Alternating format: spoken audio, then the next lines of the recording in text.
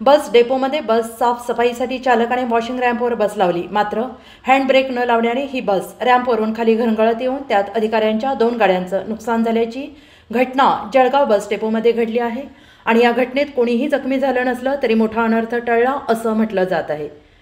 जळगाव बस डेपोमध्ये एसटी मंडळाच्या बसची देखभाल तथा दुरुस्ती करण्यात येत असते।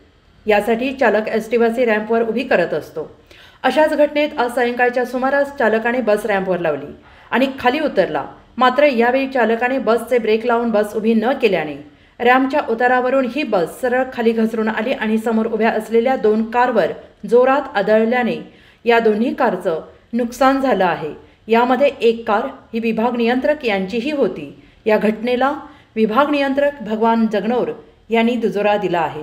या घटनेबाबत एसटी मंडळाच्या अधिकाऱ्यांनी किरकोळ नुकसान असल्याचं सांगत बाईट देण्यास नकार दिला आहे।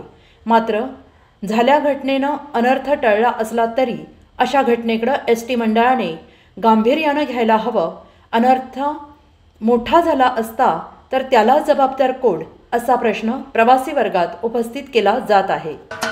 महाराष्ट्राचे सर्वमान्य दैनिक समर्थ गावकरी अहमदनगर, पुणे, नाशिक, जळगाव, धुळे, नंदुरबार, सोलापूर, कोल्हापूर, सांगली, सातारा, मुंबई, ठाणे, पालघर, रत्नागिरी, रायगड, सिंधुदुर्ग, नांदेड, उस्मानाबाद, बीड, औरंगाबाद, नागपूर, गडचिरोली, भंडारा, गोंदिया, अकोला, यवतमाळ, बुलढाणा येथून एकाच वेळी प्रसिद्ध होणारे एकमेव दैनिक, सर्वसामान्य जनतेचे खुले व्यासपीठ।